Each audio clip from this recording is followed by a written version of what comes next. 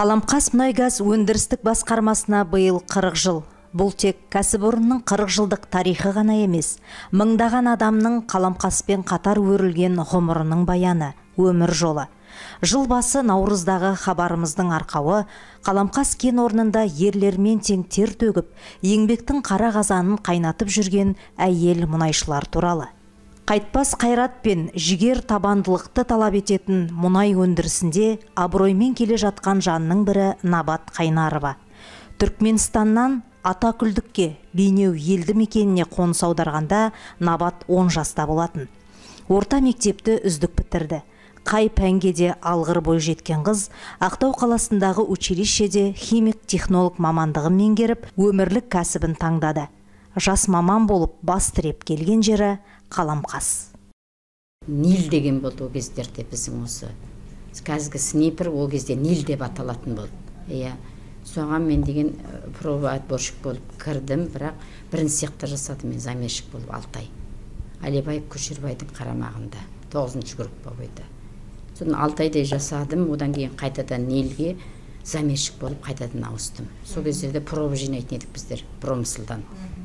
Дабеді әбетке дейін 10, әбеттен кейін 10, ол кездерде де скважиналар аз болды.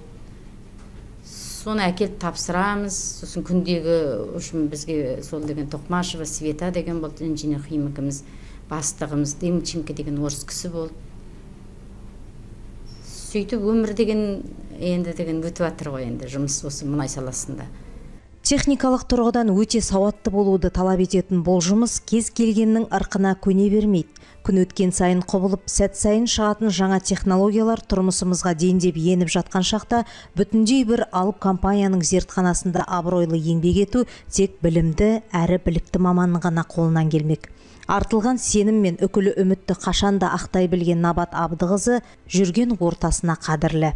Оның аса жауапты учаске мұнайды өткізетін зертханаға жұмысқа жіберілуі талай жылғы еңбегінің бағалануы болса керек. Ол кісі енді өз ісінің маманы, бізде промысловый лаборатория, товарный лаборатория бана дайындалған мұнайды тапсыратын гастроэнтерология. Сол жерде ответственный жұмыста қазір түнде де күндізде сол тұздарын несін жасайды. Енді ол кісінің жұмысын жасай алмады, не болмаса жұмысы дұрыс болмады дегенді мен естіген жоқпын, көрген де жоқпын. Тек жақсы жағынан көрінеді, айтылған тапсырма, берілген тапсырма, күнделікті жұмысы тиянақты орындалып отырады. Химиялық талдау бөлімі мұнай өндірісінің аса маңызды буындарының бірі. Әрине, бұл мамандар жер қазып қара алтын іздеп әуреге түспейді. Алайда сол жер асты қазынасы табылғаннан кейін де күтіп тұратын іс онан да көп. Міне, сондай орасан жұмыстың басым бөлігі Набат апайдың әріптестері лаборант мамандарға жүктеледі. Набат деген замандасымызбен бірге жасап келатырмыз көптен. Набат жұмысты өте алғыр, ашық, коллективтің арасында сыйлы, ақ көңіл, жақсы отбасылы. Набат Қайнарова мұнайшы кәсібін тал бесікке сүйеніп, сәбиін тербете жүріп, берекелі шаңырақтың қазанын қайната жүріп меңгерген жан. Жапандағы кәсіпшілік, вақтылық ауысым, бір күн үй, бір күн түз. Соған қарамастан балаларын өсіп жеткізді. Бір отбасының көсегесін көгертті, жапырағын жайды, өрісін кеңейтті. Қазір вақтыдан алып ұшып үйіне жеткенде көңілін көкке көтеретін арқа жарқа қызық қуанышы бір дүние.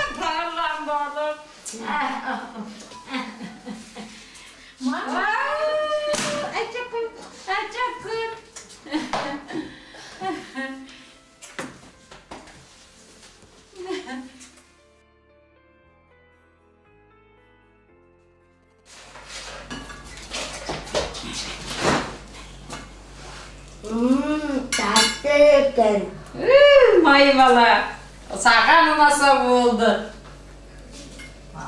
Дәмді де? Отағасымен 5 қыз тәрбиелеп, немере жүйен сүйіп отырған Набатты жары өтегенмен табыстырғанда Қаламқас кен орны. Көрген қиындықпен бейнет бүгін көрген түстей. Вақталық әдіспен қызмет ету әйел адамға оңай деп кім айтты?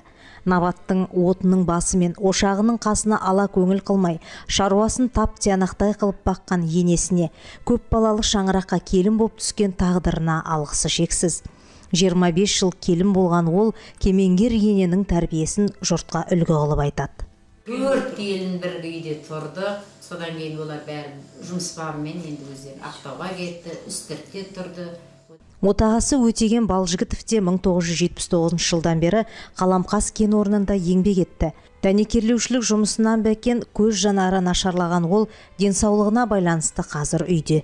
Дегенмен Қаламқаста өткен, әсіресе кен орнының алғаш ашылған жылдары туралы тебіреністі естеліктері мол. Мынандай емес қой Қаламқас. Кілең ағаш апшияды. Сосын ең бірінші бастаған дейді вагонда жаттық 79 жылда. Қазір ғой Қаламқастың қала болып тұрғаны. Мына Жуанияз, Қосай, Иманбай, Жалғас бәріміз бірге жұмыстасып тұрдық. Бақыт деген жардың жанарында, бал бөбегіңнің шадыман күлкісінде, ошағыңның маздай жанған отында. Мынау жалпақ әлемдегі дүнияның байлығы отбасыңның бақыты.